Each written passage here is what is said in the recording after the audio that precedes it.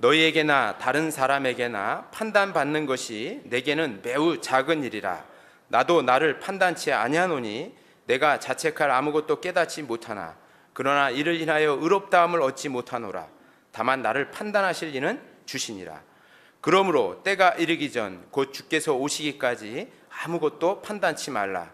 그가 어둠에 감추인 것들을 드러내고 마음의 뜻을 나타내시리니 그때 각 사람에게 하나님께로부터 칭찬이 있으리라.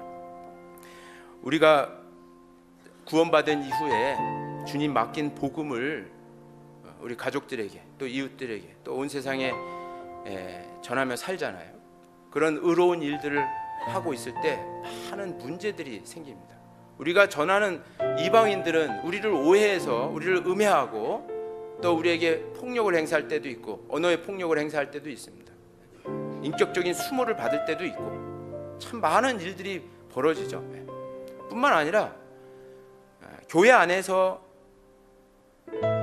복음을 위해서 같이 수고하는 형제 자매님들 사이에서도 많은 문제들이 이렇게 생길 수 있습니다.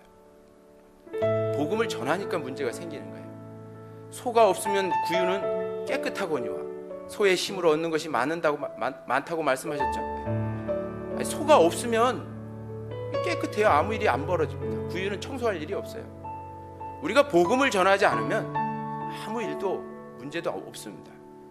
부딪힐 문제도 없는데 이 복음 전하는 일들 때문에 많은 관계 속에서 트러블들이 생기고 문제의식이 생깁니다.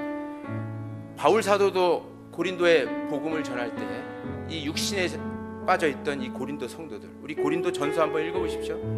교회 내에서 나오는 모든 문제의 총 집합판이 여기 다 들어있습니다. 그 정도로 좀 타락한 교회가 고린도 교회였습니다. 이 타락한 성도들이 구원은 받았지만 온갖 육신에 젖어 사는 이 타락한 성도가 바울을 판단했던 거 아닙니까? 저는 밥 벌어먹기 위해서 전도인의 일을 한다. 얼마나 억울한 일을 당한 거예요? 바울이 밥 벌어먹기 위해서 전도인의 일을 한 건 아니죠.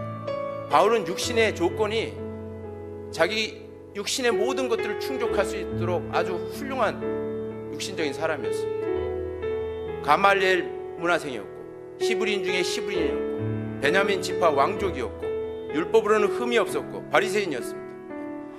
세상적으로 아주 존경을 받을 수 있는 그런 사람이었습니다. 근데 그가 구원을 받고 그 모든 세상의 기득권들을 다 똥으로 여기고 그리스도를 아는 지식이 가장 고상하고 이 지식을 전하는 것이 가장 하나님 앞에 합당한 일이기 때문에 복음을 전했어요.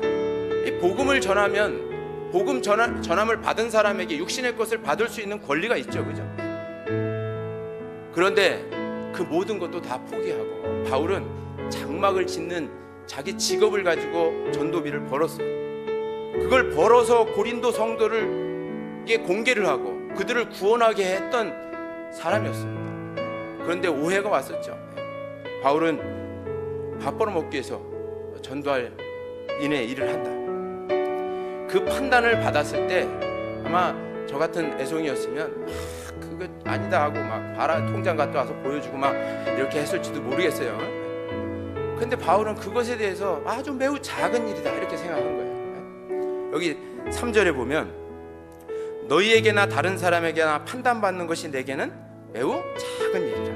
나도 나를 판단치 않으려. 이걸 아주 작게 여겼다는 거죠. 오해를 받았을 때 그냥 그렇게 크게 여기지 않았다는 거예요. 왜? 그걸 알아주시는 분이 계시니까 그런 거예요. 굳이 고린도 성도에게 인정을 안 받아도 된다는 뜻이죠. 알아줄 우리 주님이 계시니까 이걸 크게 생각하지 않았던 거죠. 사람을 의식하는 사람들은 어때요? 사람에게 인정받으려고 하는 사람들은 그 사람 앞에서 자기의 결백을 주장하기 위해서 때로는 다투고 투쟁하고 소송하고 막 그러잖아요, 그죠? 근데 그리스도인은 그럴 필요가 없다는 뜻이에요. 이런 것 때문에 하나님과 멀어질 이유도 하나도 없습니다. 하나님이 다시 오실 때 다 판단해 주신다는 겁니다. 그래서 4절에 보면 내가 자책할 아무것도 깨닫지 못하는, 최소한 고린도 성도들에게 판단받을 일은 아무것도 안 했다는 거예요. 물론 바울이 그렇다고 완전한 의인이 아니라고 그 뒤에는 얘기했죠. 그래서 4절 중간에 보면 그러나 이를 인하여 의롭다함을 얻지 못하노라. 다만 나를 판단하실 일은 주시니라. 하나님 보실 때는 하자가 있는 사람이지만 최소한 고린도 성도들한테는 내가 판단을 받을 일을 아무것도 한 게 없다라고 한 거예요. 그리고 이게 5절에 그러므로 때가 이르기 전 곧 주께서 오시기까지 아무것도 판단치 마라. 그가 어둠에 감추인 것들을 드러내고 마음의 뜻을 나타내시리니 그때 각 사람에게 하나님께로부터 칭찬이 있으리라. 주님이 다시 오시기 전까지는 아무것도 판단치 말라 그랬죠. 주님이 다시 오시면 어둠에 감추인 것들이 다 드러나고 마음의 뜻이 다 나타나요. 여러분, 사람이 마음 모르잖아요. 사람 목사도 성도들의 마음을 다 모릅니다. 이해할 수가 없을 때가 있어요. 그래서 목사도 오해할 때가 있어요. 어떤 사람 교회 임원이 나를 오해할 때도 있고 오해할 때 많아요. 마음을 모르니까. 그런데 내가 하나님 앞에서 꺼리낌이 없고 하나님 앞에서 반듯하다면 굳이 담임 목사에게 인정을 받을 필요 있을까요? 굳이 뭐 임원들한테 인정받을 필요가 있을까요? 안 받아도 돼요. 하나님이 다 그것을 드러내 주시고 해결해 주셔요. 이게 우리의 믿음 아닙니까? 우리가 모든 우리 마음을 다 헤아리고 아시는 하나님의 존재를 인정하는 사람 아닙니까? 그런 것을 인정하는 믿음을 가진 사람이라면 그런 믿음을 가진 사람답게 하나님께 맡기는 거예요. 왜 사람이 나를 오해하고 사람이 나를 해롭게 하고 이런 것들 때문에 내가 교회를 떠나고 주님을 떠나고 왜 이래야 됩니까? 잘못된 것들이죠.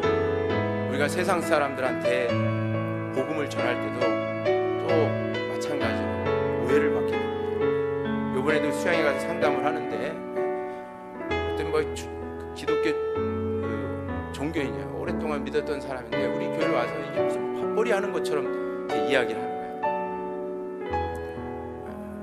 그러면서 이제 뭐 이게 전도인들이 우리 교회 전도인들이 물론 세상 교회 전도인들이 그러니까 그렇게 하겠죠.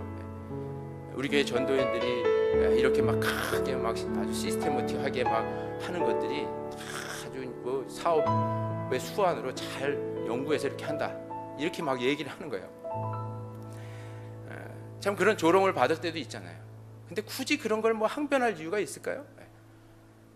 그냥 가만히 있으면 돼요. 그냥 우리 말씀만 그대로 전하면 됩니다.